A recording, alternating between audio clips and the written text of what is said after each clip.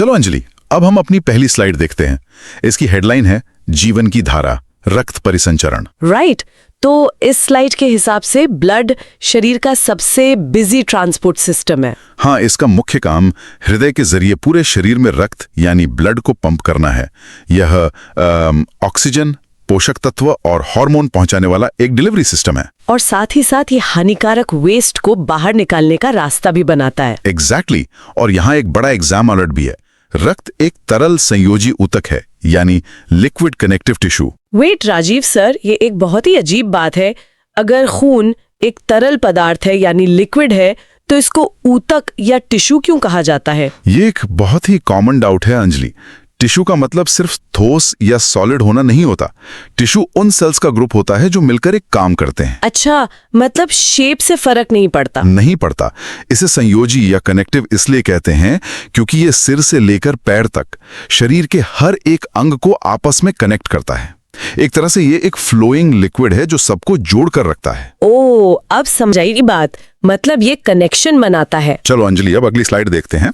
यहाँ हेडलाइन है जीवन का अमृत, रक्त और प्लाज्मा। हाँ, और स्लाइड का डेटा बता रहा है कि रक्त का 55% मतलब 55% हिस्सा प्लाज्मा होता है और ये हल्के पीले रंग का तरल है। सही पढ़ा तुमने। इसी प्लाज्मा के अंदर जल, जरूरी प्रोटीन, हार्मोन और लवण घुले होते हैं। एग्जाम के लिए याद रखना है कि 55% भाग प्लाज्मा है। पर राजीव सर, एक सवाल मेरे दिमाग में आ रहा है। हाँ, पूछो। अगर खून का सबसे बड़ा हिस्सा यानी 55% प्लाज्मा हल्के पीले रंग का होता है, तो फिर हमें पूरा खून हमेशा लाल ही क्यों दिखाई देता है, पीला क्यों नहीं? इसे ऐसे समझो अंजलि, मान लो एक पीले रंग के पानी की नदी है। अगर तुम उसमें करोड़ों छोटी छोटी लाल नावें उतार दो तो ऊपर से नदी कैसी दिखेगी? जाहिर है लाल ही दिखेगी। बस यही होता है। प्लाज्मा नदी का पानी है और लाल रक्त कणिकाएं यानी आरबीसीज उन नावों की तरह हैं। उनकी गिनती इतनी ज्यादा होती है कि वो प्लाज्मा के पीलेपन को पूरी तरह ढक लेती हैं। ये बोट वाला एग्जाम्पल बहुत सही था। चलो अंजलि, अब अगली स्लाइड देखते हैं। इसकी हेडलाइन है शरीर के सैनिक और ट्रांसपोर्टर रक्त कणिकाएं। तो राजीव सर, यहाँ प्लाज्मा में तैरने वाली 3 कणिकाओं का जिक्र है। पहली है लाल रक्त कणिकाएं यानी आरबीसी। ये अस्थि मज्जा में बनती हैं और इनका जीवन काल 120 दिन होता है। बिल्कुल। और इनमें हीमोग्लोबिन होता है जो ऑक्सीजन ले जाता है। एक और पॉइंट, मनुष्य की मैच्योर आरबीसी में केंद्रक यानी न्यूक्लियस नहीं होता। दूसरी है श्वेत रक्त कणिकाएं डब्ल्यूबीसी, जो शरीर के सैनिक है। राइट, ये बीमारियों से लड़ती हैं और इनमें न्यूक्लियस होता है। और तीसरी है प्लेटलेट्स, जो चोट लगने पर ब्लड का क्लॉट जमाती हैं। हाँ, एग्जाम अलर्ट यही है। प्लेटलेट्स थक्का जमाती हैं और आरबीसी का जीवन काल 120 दिन होता है। पर राजीव सर, एक डीप डाउट है। इंसानों की आरबीसी में न्यूक्लियस क्यों नहीं होता? क्या केंद्रक ना होने से आरबीसी को ऑक्सीजन ले जाने में कोई एक्स्ट्रा जगह या फायदा मिलता है? बहुत स्मार्ट क्वेश्चन है अंजलि। एवोल्यूशन ने आरबीसी को एक रेस कार की तरह डिजाइन किया है। जैसे स्पीड बढ़ाने के लिए रेस कार से फालतू सीटें निकाल देते हैं ना, वैसे ही। अच्छा, तो न्यूक्लियस निकाल देने से जगह बन जाती है? एग्जैक्टली। न्यूक्लियस निकालने से अंदर काफी खाली जगह बन जाती है जिसमें ज्यादा से ज्यादा हीमोग्लोबिन भरा जा सके।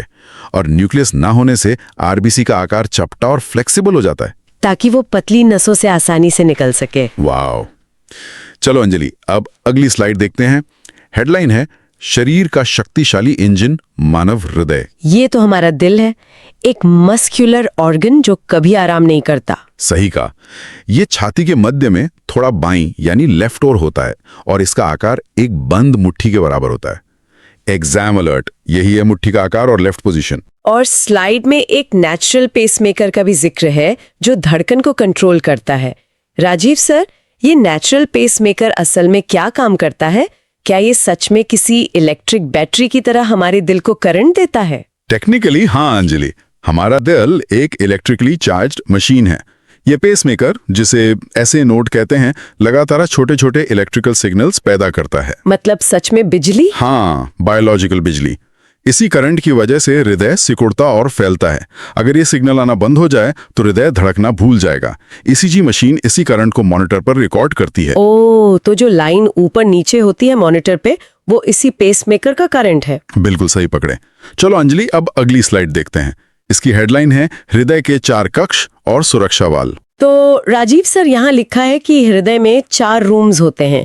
ऊपर वाले 2 आलिंद यानी एट्रियम और नीचे वाले 2 निलय यानी वेंट्रिकल्स। हाँ, और रूल ये है कि दायां हिस्सा मतलब राइट साइड हमेशा शरीर से अशुद्ध रक्त प्राप्त करता है और बायां हिस्सा यानी लेफ्ट साइड फेफड़ों से शुद्ध रक्त। और इसमें स्पेशल वॉल्व्स भी है, जैसे ट्राइकास्पिड, बाइकास्पिड और सेमी लूनर वॉल्व्स। ये तो वन वे दरवाजे की तरह काम करते हैं ना, ताकि रक्त उल्टा ना बहे। एकदम सही। ये वाल्व्स रक्त को वापस पीछे जाने से रोकते हैं। राजीव सर, एक और डाउट है। दायां हिस्सा अशुद्ध और बायां हिस्सा शुद्ध रक्त क्यों संभालता है? क्या इन कक्षों के बीच कोई ऐसी दीवार होती है जो इन दोनों खून को आपस में मिलने से रोकती है? बिल्कुल होती है। उस मजबूत दीवार को सेप्टम कहते हैं अमृता।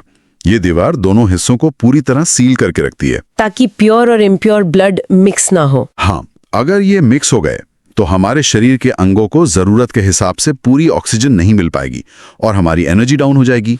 ये तो बहुत क्रूशियल डिजाइन है ना? चलो अंजलि, अब अगली स्लाइड देखते हैं। हेडलाइन है शरीर का हाईवे रक्त वाहिनियां यानी ब्लड वेसल्स। यहाँ 3 प्रमुख वाहिनियों की चर्चा है। पहली धमनी यानी आर्टरी, जो हृदय से ऑक्सीजन युक्त शुद्ध रक्त ले जाती है। सही। इसमें प्रेशर बहुत ज्यादा होता है, इसलिए इसकी दीवारें मोटी होती हैं। दूसरी हैं केशिकाएं यानी कैपिलरीज, जो बहुत पतली होती हैं। यहीं असली ऑक्सीजन और मटेरियल्स का आदान प्रदान होता है। और तीसरी है शिरा यानी वेन। ये अशुद्ध रक्त वापस हृदय में लाती है। इनकी दीवारें पतली होती हैं और इनमें वाल्व्स होते हैं। एग्जाम अलर्ट, शिराओं में वाल्व्स होते हैं। एग्जैक्टली, धमनियों में जाता है। अच्छा, मतलब प्रेशर इतना हाई होता है कि खून पीछे आ ही नहीं सकता। बिल्कुल, हाई प्रेशर के चलते खून सिर्फ आगे ही बढ़ता है, इसलिए वहां किसी वाल्व की जरूरत ही नहीं होती। जबकि शिराओं में आते आते ब्लड का प्रेशर लगभग खत्म हो जाता है। तो ग्रेविटी से बचाने के लिए वाल्व्स चाहिए, समझ गई। चलो अंजलि, अब अगली स्लाइड देखते हैं। हेडलाइन है महामुकाबला धमनी वर्सेस शिरा। ये तो एक फीचर कंपैरिजन टेबल है। धमनी खून को हृदय से दूर ले जाती है और शिरा हृदय की ओर लाती है। हाँ, और धमनी की दीवार मोटी और ज्यादा प्रेशर वाली होती है, जबकि शिरा की पतली। धमनी में वाल्व नहीं होते, शिरा में होते हैं। एग्जाम अलर्ट भी इसी कंपैरिजन पर बेस्ड है। पर राजीव सर, इस स्लाइड में लिखा है सामान्यतः शुद्ध और सामान्यतः अशुद्ध। ये जनरली वर्ड क्यों है? क्या कोई ऐसी भी धमनी या शिरा है जो इसका उल्टा काम करती हो? यही तो ट्रिक है।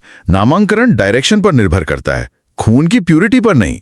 जो हार्ट से दूर जाए वो धमनी, जो हार्ट के पास आए वो शिरा। अच्छा, डायरेक्शन इंपॉर्टेंट है। हाँ, तो जब हृदय अशुद्ध खून को साफ होने के लिए फेफड़ों की तरफ भेजता है तो वो हार्ट से दूर जा रहा है, इसलिए उसे पल्मोनरी धमनी कहते हैं, जिसमें अशुद्ध रक्त होता है। अच्छा, मतलब पल्मोनरी धमनी बॉडी की अकेली आर्टरी है जिसमें अशुद्ध रक्त है, और ऐसे ही पल्मोनरी वेन में शुद्ध रक्त होगा। एकदम परफेक्ट। चलो अंजलि, अब अगली स्लाइड देखते हैं। इसकी हेडलाइन है रक्त परिसंचरण की पूरी प्रक्रिया। यहाँ पल्मोनरी और सिस्टमिक सर्कुलेशन की स्टेप्स हैं। स्टेप 1, दायां निलय अशुद्ध रक्त पल्मोनरी धमनी से फेफड़ों में भेजता है, जहां CO2 बाहर और O2 अंदर होती है। राइट। स्टेप 2 में शुद्ध रक्त पल्मोनरी शिराओं से बाएं आलिंद में आता है। स्टेप 3, बायां निलय शुद्ध रक्त महाधमनी यानी एओर्टा से पूरे शरीर में पंप करता है। और आखिरी स्टेप 4 में शरीर से अशुद्ध रक्त शिराओं द्वारा दाएं आलिंद में वापस आता है। एग्जाम अलर्ट में इन्हीं स्टेप्स का सीक्वेंस पूछा जाता है। बिल्कुल। पर राजीव सर,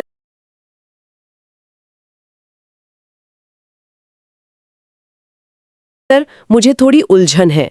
ये पूरा प्रोसेस एक साथ होता है या एक एक करके? मतलब जब दायां हिस्सा फेफड़ों को खून भेज रहा होता है, तब बायां हिस्सा क्या कर रहा होता है? बहुत अच्छा सवाल है। ये एकदम सिंक्रोनाइज्ड, एक साथ होने वाली प्रक्रिया है। इसे एक मशीन के 2 पिस्टन्स की तरह समझो, जो एक साथ ऊपर नीचे होते हैं। अच्छा, मतलब साइमल्टेनियसली। हाँ, जिस माइक्रो